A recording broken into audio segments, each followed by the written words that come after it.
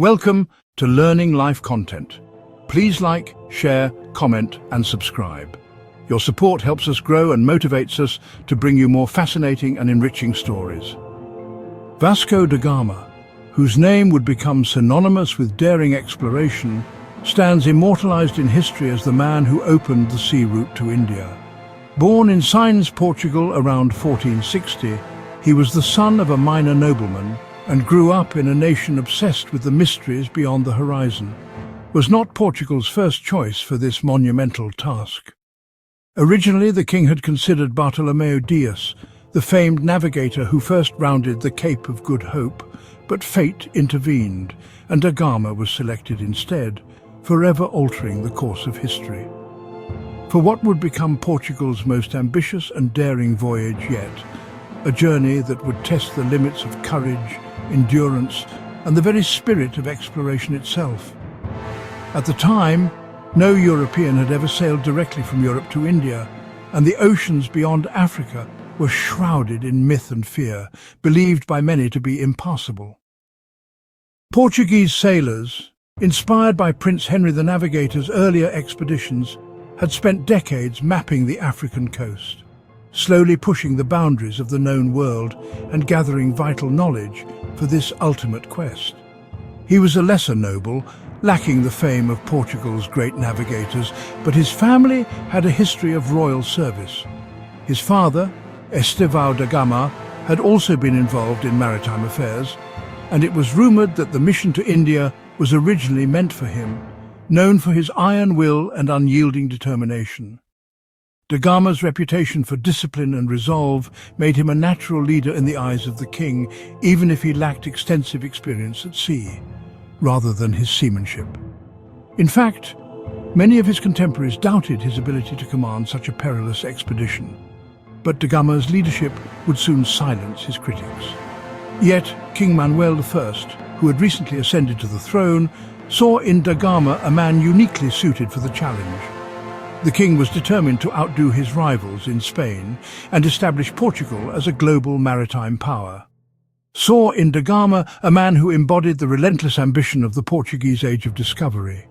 Lisbon, at the time, was a bustling centre of navigation, filled with cartographers, shipbuilders and dreamers eager to make their mark. Who would stop at nothing to achieve his goals? Da Gama's willingness to take risks and defy convention set him apart from other candidates, making him the king's unlikely champion, to achieve his mission, no matter the cost. The Portuguese court was rife with intrigue, and only those with unwavering resolve could hope to succeed in such a high-stakes endeavour. A quality more valuable than any navigational skill.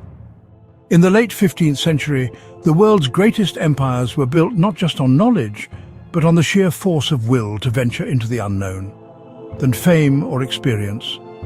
The Portuguese crown valued loyalty and obedience above all, knowing that only the most steadfast would survive the perils of the open sea. The king needed someone who could be trusted to carry out his vision without hesitation. Portugal's maritime ambitions were fueled by fierce competition with Spain, whose own explorers were racing to find new routes to the riches of Asia. Ruthless, loyal and unafraid of risk, traits that defined the explorers of the era. The ships that would carry da Gama's fleet were among the most advanced of their time, equipped with the latest navigational instruments and sturdy enough to brave the Atlantic. To command a small fleet on a voyage that would last for months, if not years. Each ship was carefully provisioned, carrying not only sailors but also craftsmen, interpreters and priests into the unknown. The Atlantic Ocean, vast and unpredictable, was a formidable barrier, and many believed that monsters and deadly currents awaited those who dared to cross it. Da Gama's lack of renown meant he had everything to prove. Unlike Columbus, whose voyage was already legendary, da Gama's name was virtually unknown outside Portugal before this expedition, made him entirely dependent on the king's support. The Portuguese monarchy tightly controlled all overseas ventures, and only those with royal favour could hope to lead such a mission. On royal favour, which could be withdrawn at any moment. Success would bring glory and wealth, but failure meant disgrace, or worse, ensuring his absolute dedication to the crown. Every decision da Gama made would be scrutinized by the king and his advisors, adding immense pressure to an already daunting task. In the summer of 1497, Lisbon buzzed with anticipation as da Gama's fleet prepared to depart. The city's port was a gateway to the world, and crowds gathered to witness the beginning of a journey that would change history. This untested commander stood on the deck, aware that the hopes of a nation rested on his shoulders. The fleet's departure was marked by ceremonies, prayers, and the blessing of the ships by the church. Prepared to lead a journey into waters no European had ever crossed. The expedition was equipped with letters from the king, gifts for foreign rulers, and charts painstakingly compiled by generations of explorers. That would change the world. The opening of a sea route to India would not only transform Portugal's fortunes, but also reshape global trade and usher in a new era of contact between East and West. Vasco da Gama, once an obscure nobleman, was about to become a legend. His name would be celebrated in song and story, and his journey would inspire generations of explorers. The unlikely captain, chosen by fate and royal decree, would soon face challenges beyond imagination. The voyage would test not only his leadership but also the endurance and unity of his crew. Was about to sail into history, leaving behind the familiar shores of Portugal for the mysteries of the open ocean. Off the edge of the map, where legends spoke of sea monsters and boiling waters, the risks were immense, but so were the potential rewards for those bold enough to try. Armed with 4 ships, each representing the pinnacle of Portuguese shipbuilding. The fleet included 2 sturdy carracks, a nimble caravel, and a store ship packed with supplies for the long journey ahead, and unbreakable resolve. Da Gama's determination would carry him and his men across uncharted waters, forging a path that would forever link Europe and Asia. In the 15th century, Europe craved the treasures of the East, especially spices like pepper cloves and cinnamon, worth more than gold. These luxuries passed through a long chain of Arab, Ottoman and Venetian middlemen, each adding cost and risk. For Portugal, isolated on the Atlantic, the prices were highest and the frustration deepest. The dream bypassed the old routes and sailed directly to the source.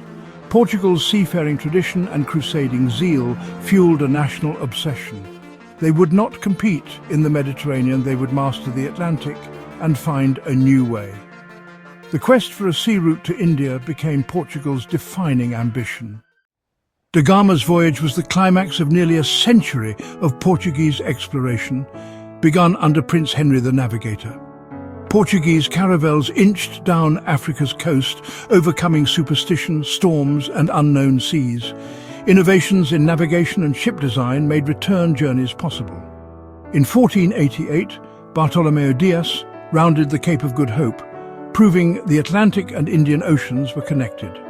Political delays followed, but King Manuel revived the project, commissioning new ships and gathering intelligence.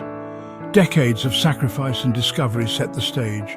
All that remained was a leader to finish the journey. On July 8, 1497, da Gama's fleet left Lisbon. 2 carracks, a caravel, and a store ship. Instead of hugging the coast, da Gama gambled on the open Atlantic, using the Volta do Mar winds to reach southern Africa. Months at sea brought scurvy, fear, and near mutiny, but da Gama's discipline held. After rounding the Cape of Good Hope, they entered uncharted waters. Along Africa's east coast, they met both hostility and opportunity.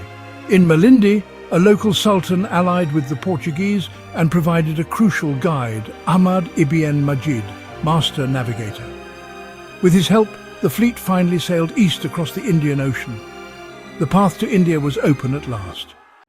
After 23 days at sea, da Gama's fleet anchored off Calicut, India, a thriving hub of global trade. The Portuguese were awestruck by the city's wealth and diversity, but their ignorance quickly showed. Mistaking Hindu temples for Christian churches, they misunderstood the complex society they'd entered. The Zamarin of Calicut welcomed them, but da Gama's gifts were seen as cheap, and Arab merchants sowed distrust. Unable to secure favourable trade, da Gama resorted to taking hostages to ensure his departure. He had reached India, but left behind suspicion and hostility. The first contact was a diplomatic failure, but a historic breakthrough. The return voyage was a nightmare. Da Gama ignored warnings and sailed during the monsoon, turning a 23-day crossing into 132 days of storms and disease. Scurvy decimated the crew, over half died, their bodies cast into the sea. With too few survivors, Da Gama burned one ship and consolidated the rest. His brother Paulo died before reaching home. In late 1499, only 55 of the original 170 men returned to Lisbon. The survivors were hailed as heroes, and their cargo of spices brought immense profit. But the cost was staggering. 2/3 of the crew lost. The sea route to India was open, but paid for in blood. The Portuguese sailed for both profit and faith, for Christ and for spices. Breaking the spice monopoly promised riches, but the voyages were also seen as a crusade against Islam. King Manuel dreamed of finding the legendary Christian king Prester John and forging a holy alliance. Da Gama's ships bore the cross of the Order of Christ. Priests sailed with the crew. Every encounter was filtered through religious rivalry, often leading to violence. The pursuit of wealth and the spread of Christianity became inseparable. Da Gama embodied this dual mission, ruthless in trade, zealous in faith. Da Gama's first voyage failed to secure trade by diplomacy, so his second, in 1502, was an expedition of force. Now Admiral of the Indian Seas, he commanded 20 warships with orders to terrorize and dominate. He seized and burned a pilgrim ship, killing hundreds to send a message of fear. In Calicut, he bombarded the city and mutilated prisoners, demanding submission. His brutality established Portuguese control through shock and awe. Fortified posts and naval patrols enforced a new monopoly, trade by cannon, not negotiation. Da Gama returned to Portugal having laid the foundation for a violent empire in the east. The spice trade was secured, but at a terrible human cost. Da Gama's voyages changed the world, opening a direct sea link between Europe and Asia. Portugal's golden age began, and the Atlantic replaced the Mediterranean as the center of trade. The global exchange of goods, ideas and cultures accelerated, shaping the modern world. But the Portuguese came as conquerors, not partners, using superior firepower to dominate. Their arrival unleashed a century of violence and colonialism in the Indian Ocean. Da Gama is remembered as both a hero and a destroyer. Courageous, skilled, but also ruthless. His story is a reminder that history's greatest achievements often come with a dark side. The birth of our interconnected world was as brutal as it was brilliant. Thank you for watching to Learning Life content. Please like, share, comment and subscribe. Your support helps us grow and motivates us to bring you more fascinating and enriching stories.